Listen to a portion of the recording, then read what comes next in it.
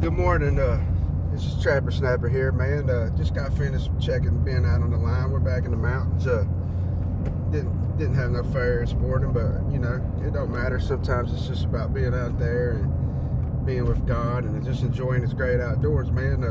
What we got here, man, we're starting a podcast. This is going to be our very first one. We're just going to talk today a little bit about what the podcast is going to be about, and share some things with you informational wise, maybe to help educate on trapping and educate on the animals that we do trap. And sometimes trapping gets a bad rep, and a lot of people don't understand it, and they think that if an animal gets caught in a trap, his leg gets crushed or his bones get broken, and that's just a bad rep. And although every now and then those kind of accidents can happen, it very rarely does. And we just want to educate people and give information. And I have my brother here, Tim Akers, and he's going to be with me today and talking and asking some questions and just sharing some things that's on his heart, because see, he's not really a trapper, but he's the past few days has been riding with me and checking my line, and he's just been intrigued. And I'll just be talking to him, and he's like, man, we need to do a podcast, and you can help educate people about what you do. And I was like, sounds like a good idea, man. So that's where this thing was birthed. It just was birthed out being out on the line and having somebody new to tramping with me, man. And he was like, we could help so many people. Tim, you got anything to say, bud? What's up, guys? Like he said, I'm not a hunter. I'm not a trapper. But I do like the outdoors. I do like the wild. I am curious about certain things. And like you said, there's so many people miseducated about trapping, about hunting. They think you're harming the animals, and they don't really know what your purpose of doing it for is. So again, our purpose is just to educate and to let those out there who are thinking about trapping how to get started in it, and just be a help to the community. 10-4. I was just thinking this morning and thinking about this podcast and stuff, and as you guys know, I'm also a pastor, and so about everything I do, I kind of relate it to the Word of God, because that's just what's in my heart, and that's how I live my life. And I was just thinking out on the line this morning, Jesus said it was finished. When he was up on the cross, he said, it is finished. And I got to thinking, man, and I was like, it is finished. I was like, we all have an it. Like my it is different from your it. And Tim's it's different from my it. But we all have an it. Jesus, he spent 30 years preparing for his 3-year ministry for it. What I'm saying? And trapping for me, man, I feel like it's a part of my it. I don't know if that makes any sense to anybody else, and it don't have to, as long as it makes sense to me, But trapping, I compare it a lot to ministry. Like in ministry, if you're leading a church, a congregation, or a spiritual movement or whatever, the things you have to watch out for is demonic spirits. That's good. Whatever they are, they'll try to come in and mess up the good things that you got going on. And trappers kind of the same way, man. If you let demonic spirits get out of control in your ministry, then bad things are going to happen. You're not going to be able to move forward. And trappers kind of the same way. These predators, like, I'm not saying they're demons or anything like that, but it's just the way I work it out in my mind. If you let these predators get out of control, it's the same as letting demons get out of control in your church. You know what I mean? They do a lot of damage. Amen. And so I feel like trapping is kind of a part of my it, a part of my purpose. It's a part of what I do. It's more than what I do. It's who I am, And I just want to be able to share some of these things with some of you guys out there that are, interested in it. And I don't know, there was a lot of times I never thought of anybody be interested in an old mountain man like me, but I've come to realize that people are, a lot of people don't know about living in the mountains, or they're city folks, you know what I mean? Nothing wrong with that, but they're curious, about how we live back in these mountains. Absolutely. Corey.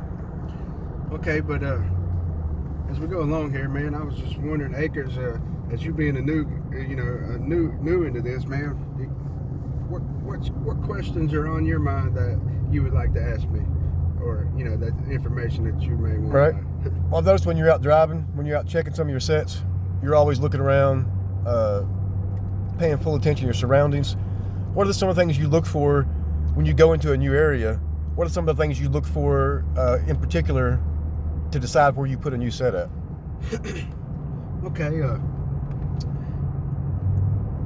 like sometimes that's almost impossible to put into words because this is just who I am. Even when I'm driving down the interstate or the highway, man, it's like I'm always looking. Right. And I can see a field or a fence line or a fence row or corner that I'll never get to trap, you know. But I'll just be like, man, if I could trap right there, that's where I'd put a set right there. You know what I mean? And so it's kind of like built in, like, you know. I look at it like this, man. A lot of people can take something complicated and make it look simple. Amen. But they can only do that because they've put in a lot of time and a lot of hard work. Preparation. Yeah, it's called preparation, right? Like back to what Jesus had to eat, we got to eat. And what most of the time people don't realize that God is preparing us for that it, even when we don't realize it. Amen. You know what I'm saying? So it's just like I'm always preparing. But the main thing when I go into a place, man, is I want to check fence lines, maybe places where they're going in and under the fence or crossing the fence. I like to check old logging roads, especially places where the logging roads come and intersect. And you know, you got like a four-way intersection. That's always going to be a good spot, you know. And the main thing is, though, when I first go out is when I first set a place, I like to set on not just locations, but on sign. What I mean by that is I like to go and find tracks and scat and things like that. And you know, when I get on a new place, one of the first things I do, because you can only put in so many traps in a day, you can never hardly put in all your sets at one time. You know what I mean? So when I first go into the place, I'll tell myself I'm only going to set on sign. Right. So I'll come to a fence row or an intersection in the road.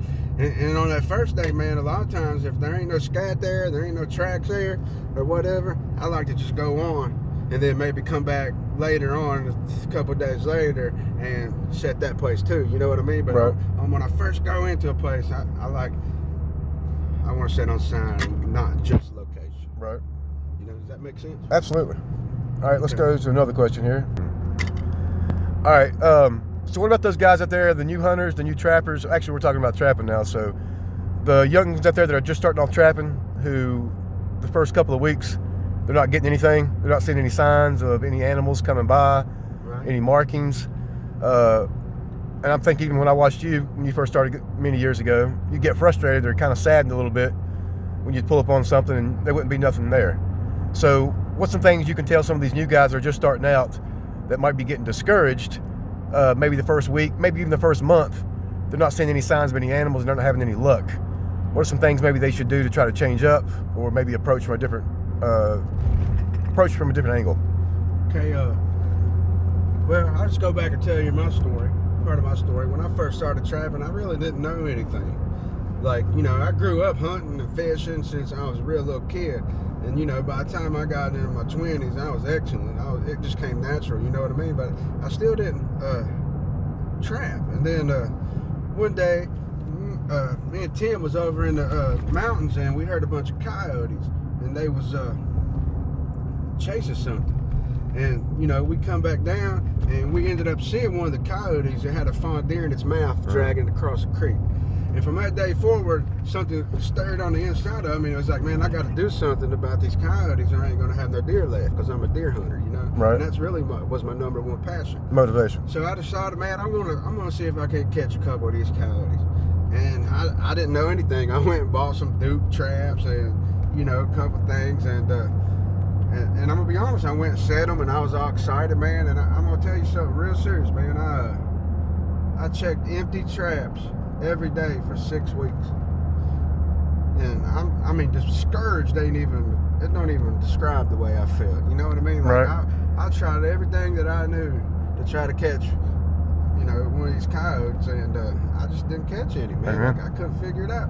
And I was just right on the verge of giving up. And one morning I rode up on one of my sets, and there was a bobcat in it, man, and I just couldn't believe it. I was in awe, man. Like, it was so exciting, man. It was such a rush, and from that point on, man, like it just gave me the courage and the hope to keep going, and it was like a week later after that, I caught my first coyote, man. And I caught like 2 bobcats and 2 coyotes that year and a few coons and stuff.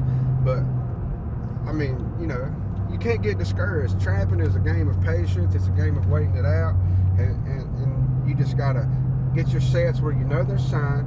You got to get your traps bedded solid. That's one of the most important things trapping. If your trap moves or wiggles or wobbles, and the animal comes a steps close to it, you're not going to catch a coyote like that. You know what I mean? You have to learn to bed your traps. Practice, practice, practice. That's all I can say. I wish I could say something to help you, but you just got to practice. You know what I mean?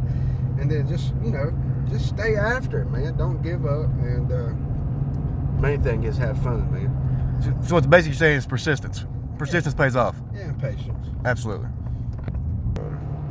Now I've noticed that when I see a lot of your publications, a lot of your posts on Facebook, there's always a lot of negative comments. There's always people who, I don't know if they're looking to discredit you or maybe just give your name a bad name, but it honestly looks like they're just misguided. They're misinformed.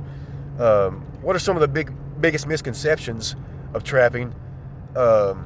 And what do you say to those people out there who'd say you could care less about these animals? You're not worried about them. You're not worried about their feelings. You're somehow being mean to them. How would you educate those people? Right. A lot of it is just, you know, ignorant. You know, Apostle Paul said, "I have you not be ignorant of the spiritual gifts." You know, that's what he said in Corinthians. And ignorant is not a word that's like where you're cutting somebody down. Ignorant means not knowing. Amen. Like we're all ignorant in something. Absolutely. You know what I mean? Like for me, I can go catch critters in a trap, but if it comes to being a diesel mechanic, I'm ignorant. Right. I don't know what to do. I'm ignorant when it comes to trapping. That's why I'm asking these questions. And that's why we're doing it. But you know, that's just where most people are. They're not knowing. And to answer your question, to get back on it, the reason I got into trapping to begin with was because I love the animals. I love the deer. I love the turkeys. I love the rabbits. I love to get out and hunt and enjoy and spend time with people that I love and come home and also have good venison or good, you know. Amen. I love it. That's just the way we've always survived. It was the way I raised, and it's just who I am, you know. And the thing of it is, if you let them get out of control, then you are the one that don't love the animals. Now, what do you mean by that? What I'm saying is, if they get overpopulated, they get these diseases called mange and all these other things that are horrible deaths, man. They're slow, they take a toll on them, they suffer, you know, they drag it back to the den, and then the rest of the pack suffers, you know what I mean? So to say that I don't love the animals because I'm a trapper is just ignorant. Because I trap because I do love the animals. Absolutely. And I don't want them, you know. And let me just say this, man. When you come and you find an animal in the trap and you're going to dispatch it, you know, that's just part of it. But that's not the part that we as trappers enjoy. We're not stone bug killers. I'm telling you, every time I've ever took an animal's life that was in one of my traps, I have a feeling of empathy. I have a feeling of kind of sadness, you know. I feel for that animal, and it you know, and that's just who I am. And if you don't feel that, then I worry about you. You know what I mean?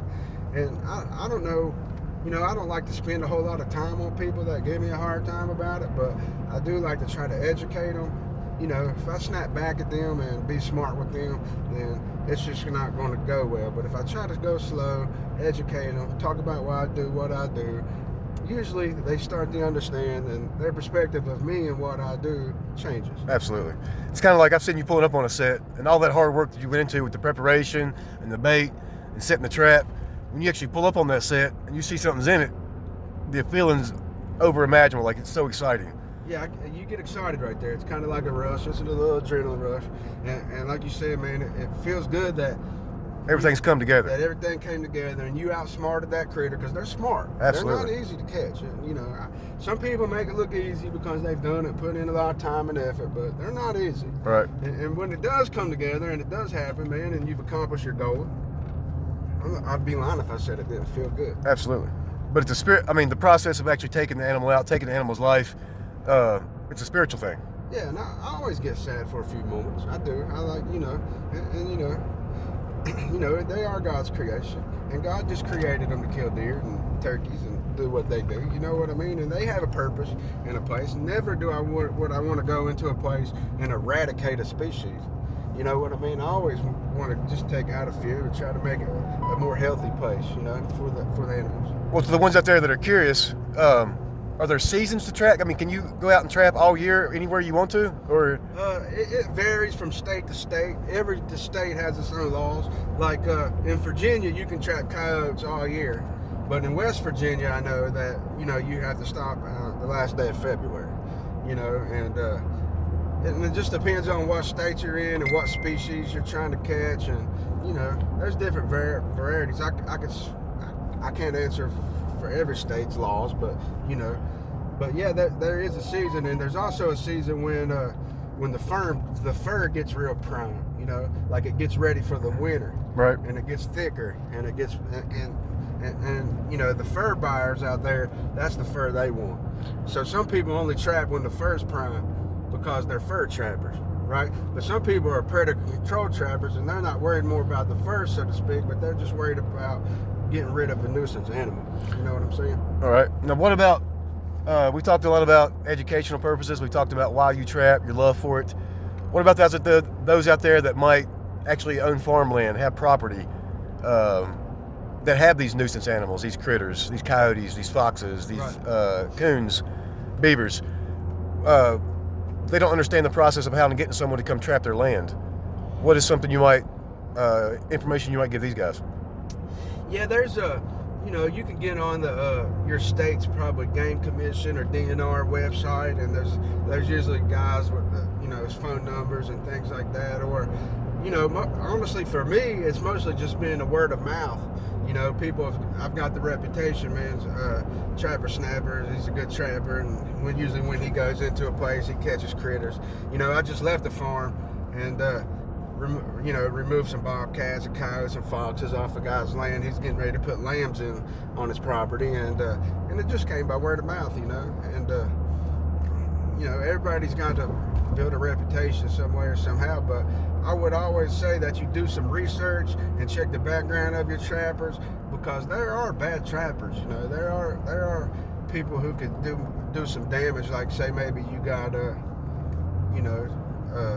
cats or dogs or something running around or whatever, and you just gotta communicate, I guess, and let the trapper know if you got those things, so he can move out away from the barns or the house or wherever, and it's just a word of mouth for me, man. All right. Well, this is the I guess our original podcast, our very first beginning. So is there anything you want to say out there to everybody to sign off with? Man, I just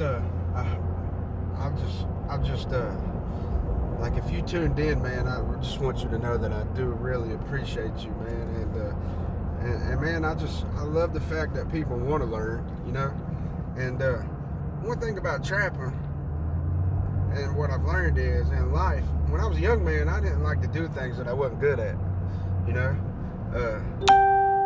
don't know, I just didn't like not being good at what I was doing, whether that was doing a new hobby or a new job or whatever, and that bothered me. But as I got older, I kind of embraced the fact that I didn't know something and I wanted to. You know what I mean? That's good. And trapping was that for me. Like, it gave me confidence in the fact that I could go out and start something that I had absolutely no idea about what I was doing, and through time and effort and hard work, I could be successful. And that's what I would say to anybody out there listening, man. Be willing to put in the time and the work, and whatever you set your mind to, man, you can be successful, and you can also enjoy it, man. So many people are living in the world today, and they're not happy. Absolutely. They're not full of joy. They're going through the motions. They're going to a job. They're doing things that, every day that they don't really want to do, but they feel like they have to. Absolutely. And I don't want to live my life like that. I learned to love my life. I only got one, and that's what I can say to you today, man. Maybe if I can motivate you, if you're living that life, that, man, I'm not happy, I don't want to do this, I want to get up and go and be this slave driver or whatever, man. Go live your dream. Go live your dream today, man. This is this is a great world. This is a great country I live in, and go after whatever it is that God's put in your heart, man. And if you do that, man, you'll be more happy and you'll be more successful. And on that, man, I just want to say peace out, man. See you on down the line. Awesome. I want to say thanks to old Trapper Snapper up here to give me the opportunity to do this. Just want to wish everyone a blessed day and see you next time.